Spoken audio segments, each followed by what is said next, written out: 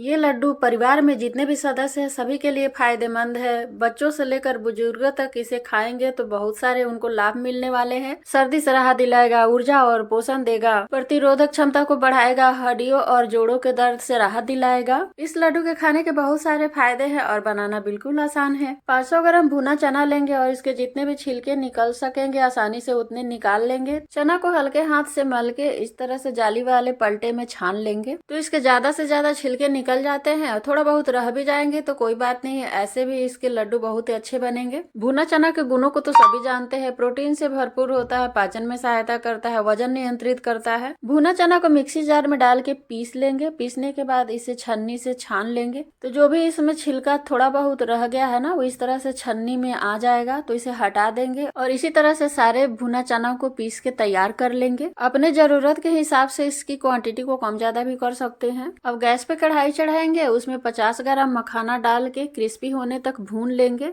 मखाना से हमें कैल्शियम और एंटीऑक्सीडेंट मिलेगा जो हड्डियों को मजबूत और डायबिटीज को नियंत्रित रखेगा। मखाना क्रिस्पी हो गया है, इसे निकाल लेंगे। अब आई मूंगफली की बारी, तो लगभग 100 ग्राम मूंगफली लिए हैं और इसे भी भून लेंगे। मूंगफली जब चटकना शुरू होगा और 1-2 फटने लगेगा तभी मूंगफली को निकाल लेंगे। मूंगफली से हमें प्रोटीन और गुड फैट मिलेगा जो ऊर्जा बढ़ाएगा और दिल को भी स्वस्थ रखेगा। मूंगफली के बाद इसमें 1 कटोरी सूरजमुखी का बीज डालेंगे। सूरजमुखी के बीज से हमें विटामिन ई मिलेगा जो इम्यूनिटी को बढ़ाएगा और हृदय को भी स्वस्थ रखेगा। बस ये भी चटकने लगे तो इसे भी निकाल लेंगे। अब इसमें 1 कटोरी कद्दू का बीज डाल के भुनेंगे। कद्दू के बीज से हमें जिंक और मैग्नीशियम मिलेगा जो हमारे त्वचा और बालों के लिए बहुत ही अच्छा है और तनाव भी कम करता है। कद्दू के बीज के बाद इसमें 1 कटोरी सफेद तिल डालेंगे। सफेद तिल से हमें कैल्शियम और आयरन मिलेगा जो हड्डियों को मजबूत करेगा और पाचन शक्ति को भी बढ़ाएगा। तिल चटकने लगा है, तिल को निकाल लेंगे और 1 कटोरी काजू डालेंगे। काजू का हल्का मॉइस्चर खत्म हो जाए बस उतना ही भून के इसे निकाल लेंगे। अब इसमें 1 कटोरी बादाम डालेंगे। काजू बादाम के गुणों को कौन नहीं जानता, इस तो सभी जानते हैं। अगर विशेष जानकारी लेनी हो तो इंटरनेट पे सर्च कर सकते हैं। तो इस तरह काजू बादाम को भी भून के निकाल लेंगे। अब एक मिक्सी जार में मखाना और सूरजमुखी के बीज को डालेंगे और साथ में इसे ग्राइंड कर लेंगे तो इस तरह से ये पाउडर बन जाएगा। अब इसे एक बड़े बाउल में निकाल लेंगे। अब इसके बाद काजू बादाम को एक साथ ग्राइंड करेंगे। इसे पल्स मोड पे चलाएंगे तो इस तरह से अच्छे से इसका भी पाउडर बन जाएगा। इसे भी मखाने वाले बाउल में निकाल लेंगे और मूंगफली को ग्राइंड कर लेंगे। मूंगफली को जब भी पीसे पल्स मोड पे पीसे तो ये अच्छे से पीस जाता है। इसे भी बाउल में निकाल लेंगे और इसमें साबुत कद्दू के बीज और तिल डालेंगे। गैस पे कढ़ाई चढ़ाएंगे, उसमें 2 से 3 बड़ा चम्मच घी डालेंगे और जब घी गर्म हो जाए तो इसमें 1 कटोरी गोंद डालेंगे और इसे भून लेंगे। गोंद को हमेशा लो टू मीडियम फ्लेम पे भूनना चाहिए तभी अच्छे से फूलेगा, कच्चा बिल्कुल भी नहीं रहेगा। तो देखिए गोंद भून के तैयार हो गया है। अब इसे एक प्लेट में निकाल लेंगे। सर्दी के दिन में गोंद खाएंगे तो शरीर में ताकत और गर्माहट बना रहेगा और भी इसके बहुत सारे फायदे हैं, आप इंटरनेट पे चेक कर सकते हैं। जो घी बच गया है उसमें भुना चना का जो आटा हमने तैयार किया था उसे डाल के लगभग 3 से 4 मिनट भून लेंगे। भूनते हुए 4 मिनट हो गया है और इससे अच्छी खुशबू आने लगी है तो ड्राई फ्रूट वाले बाउल में इसे भी निकाल लेंगे। अब ये सारे तो तैयार हो गए हैं। अब गोंद को भी मिक्सी जार में डाल के सिर्फ एक बार घुमा लेंगे तो ये दरदरा सा पाउडर इसका तैयार हो जाएगा। इसे भी उसी बाउल में निकाल लेंगे। अब सबको अच्छे से मिक्स कर लेंगे। लड्डू बनाने के लिए जो जितनी सामग्री है वो सब रेडी है तो अच्छे से मिक्स करेंगे। जितने भी सामग्री है सब आपस में अच्छे से मिक्स हो जाए। गैस पे फिर से कढ़ाई चढ़ाएंगे, उसमें 1 बड़ा चम्मच घी डालेंगे और लगभग 500 ग्राम गुड़ डालेंगे।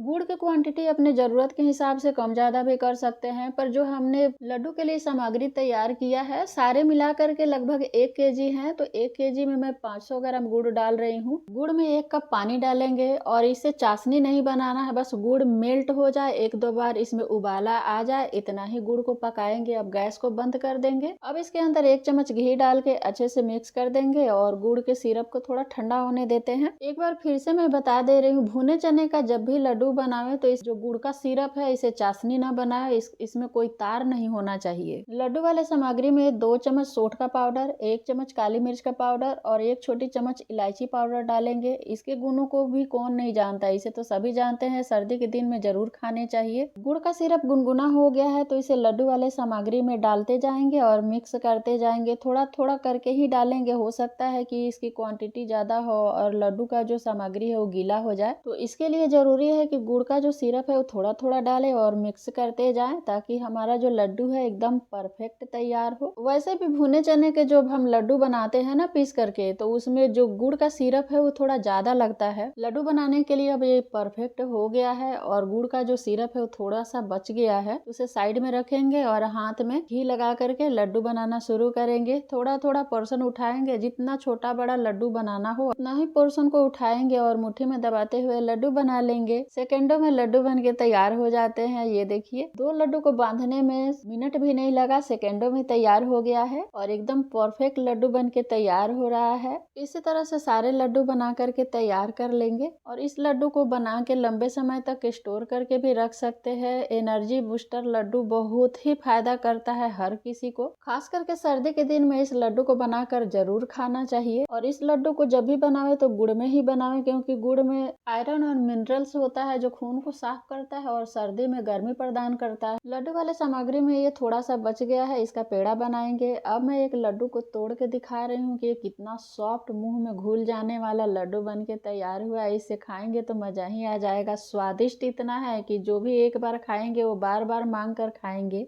और सॉफ्ट इतना है कि तोड़ के इसको फिर से बांध लीजिए तो ये आसानी से बंध जाएगा। लड्डू बिल्कुल साबुत बन के तैयार हो जाएगा। लड्डू बनाते बनाते जो थोड़ा नीचे में बच जाता है ना वो ड्राई हो जाता है, तो उसमें गुड़ का जो सिरप बचा हुआ है उसको डाल के अच्छे से मिक्स करेंगे। हाथ में घी लगा के इसे छोटा छोटा पेड़ा बना करके तैयार कर लेंगे या फिर से लड्डू बांध सकते हैं। अपने पसंद से जो इच्छा हो वो शेप दे सकते हैं, लड्डू या पेड़ा। तो मैं इसे पेड़ा का शेप दे रही हूँ। तो गोल करके चपटा करके इसमें अंगूठे से पेड़ा वाला निशान बना के रखते चले जाएंगे। तो इस तरह से देखिए लड्डू वाला मिश्रण से पेड़ा भी बन के तैयार हो गया है। इस मिश्रण से और भी कुछ बना सकते हैं, जैसे कि इसे थाली में जमा लीजिए और बर्फी आकार में काट लीजिए तो बर्फी तैयार हो जाएगा। इसे ट्रे में पतला फैला के और चॉकलेट आकार में काट के तैयार कर लीजिए तो चॉकलेट जैसा बन के तैयार हो जाएगा। सर्दी के दिन में इस लड्डू को खाने के हेल्थ बेनिफिट बहुत है, जरूर से जरूर खाएं। अगर इसमें जो भी सामग्री आपको ना डालना हो तो स्किप कर सकते हैं। मेरे तरीके से भुने चने से स्वादिष्ट और सेहतमंद लड्डू बनाइए और हमें बताइए आपको मेरी ये रेसिपी कैसी लगी। अच्छी लगी हो तो मुझे कमेंट बॉक्स में जरूर बताइएगा। मुझे आपके कमेंट का इंतजार रहेगा। मिलती हूँ दूसरे वीडियो में। Bye bye.